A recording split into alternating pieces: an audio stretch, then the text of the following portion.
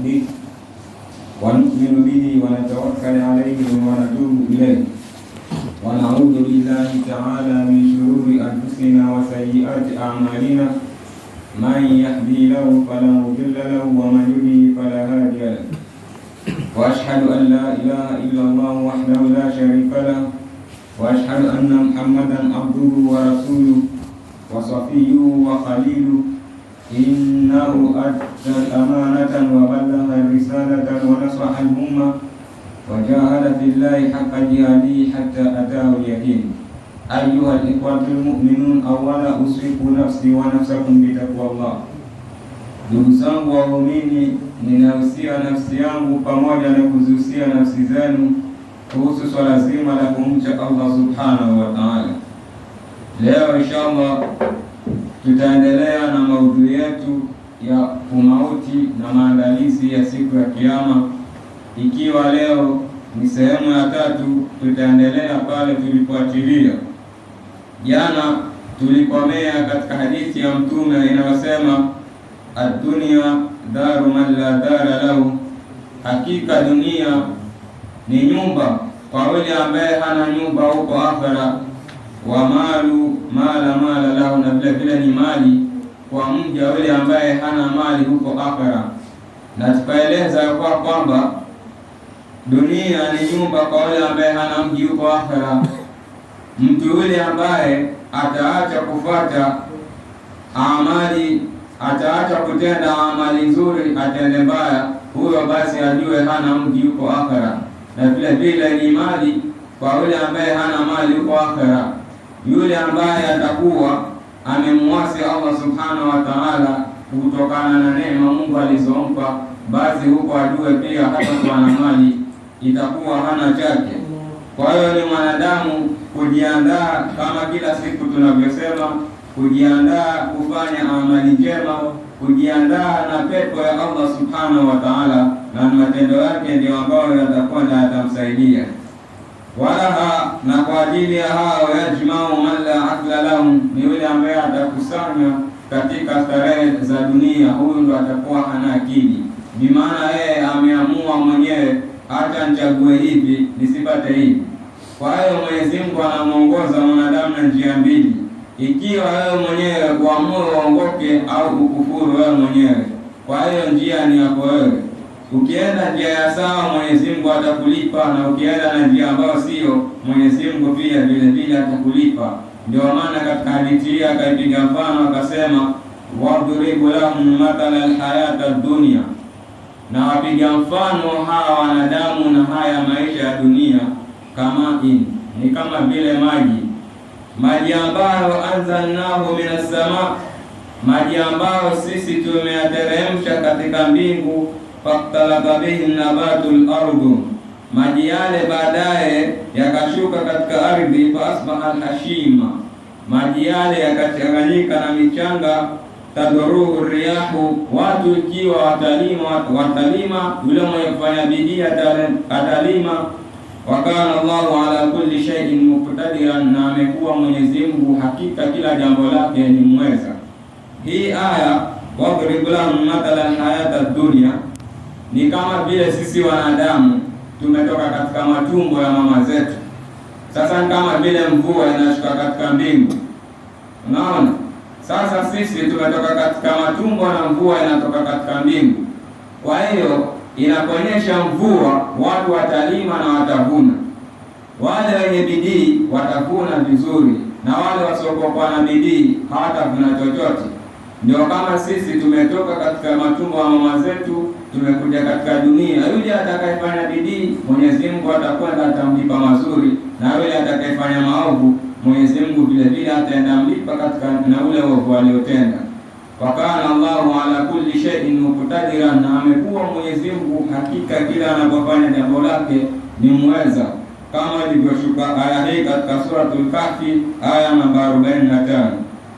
Sasa wanavioni wanasema iliposhuka aya hii, kunna nadhunnu, tulikuwa tunadhani, anna Allah, hakika ya Mwenyezi Mungu, enda makala pale aliposema wadribu lahum mathala alhayata ad-dunya, tulikuwa tunadhani sayadhkuru mithluha fi 30 satrin, tulikuwa tunadhani Mwenyezi Mungu alivyotaja hivi ataeleza zaidi kama mistari 30 hivi au 40, lakini kwa upesi haraka mara aina al-Qur'ana, kama tulivyoona Qur'an tawa imetaja kukunja kunja, bimaana Mwenyezi Mungu kaeleza hapa na akaendeleza katika sura nyingine, kama yatwil marhin, kama vile inavyokunja musirati na amani ikakunjwa kunjwa tu, au kama yatwil nahara al-laili, kama vile inavyopambazuka mchana ikawa usiku, kama yatwil lailatu ila nahara, au kama vile inavyopambazuka usiku ikawa mchana, mara kutakuwa mchana mara kutakuwa usiku. Basi hivyo ndivyo inavyokwenda dunia. Kwa hiyo ni mwanadamu yeye afanye maandalizi na kujiandaa, ajue moto huko na ajue pepo iko, ni yeye mwenyewe aamue achague njia ipi. Kwa hiyo tunaarifiwa kwa kwamba tujiandae na umauti na vile vile tujiandae na siku ya Kiyama. Utakapokuwa mja una raha zako katika dunia, basi ni mkumbuke Mwenyezi Mungu, na ukimsahau vile vile pia Mwenyezi Mungu atakusahau. Taarif Allah fi raha, mtambue Mwenyezi Mungu katika raha zako. Yaarifuka fi shidatika, na yeye vile vile atakutambua katika shida zako. Na ndio pale akasema, waman arada an dhikri, yoyote yule ambaye atadharau utajo wangu. Utajo wa Mwenyezi Mungu ni dhikri, vile vile kusoma Qur'an, kusikiliza mawaidha. Basi atakayedharau utajo huu, hakika tutampatia maisha ya dhiki hapa duniani. Tujiangalie wale wanaoteseka wengi, hawako tofauti na wale ambao wanamcha Mwenyezi Mungu. Maana wale wanamcha Mwenyezi Mungu, Mwenyezi Mungu amewapa hikma na vile vile mambo yao anawafungulia. Lakini tizama wale waliodharau utajo, kadri wanavyoishi, wanaishi maisha ya kuwa ni mabaya, wanasingizia kuwa kuna mkono wa mtu, lakini ni wao wenyewe wamedharau utajo wa Mwenyezi Mungu. Na vile vile Mwenyezi Mungu anasema, wanahshuruhu yaumal qiyamati al-a'ma, mtu huyo atakayedharau utajo wangu tutamfufua siku ya Kiyama akiwa ni kipofu. Siku hiyo atamwambia, Mwenyezi Mungu, kwa nini umenifufua mimi hali ya kuwa ni kipofu na mimi duniani nilikuwa nikiona? Mwenyezi Mungu atamwambia, hazikukujilieni aya zetu na hadithi zetu mkazidharau, basi pia leo vile vile pia ninyi tunawadharau. Kwa hiyo napasa tujiandae katika dunia hii, na pia tujue kila siku, kila dakika hapa wanasema inna ayyamana al-khamsa, sisi wanadamu tunapita katika masiku matano, na siku ya kwanza nasema kila siku ni yaumu mafkudun, siku yenye kupotea, mara ipo mara haipo. Na kuna yaumu mashhudun, kuna siku yenye kushuhudiwa.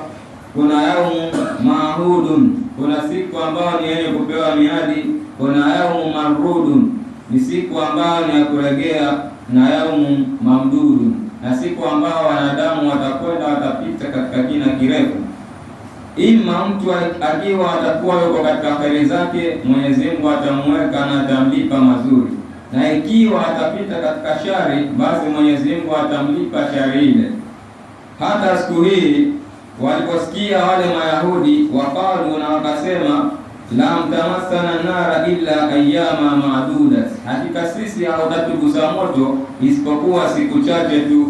Mwenyezi Mungu aliwajibu akawaambia, atakattu inda Allah wahda, hivi ninyi mnasahau ahadi ya Mwenyezi Mungu aliyoweka?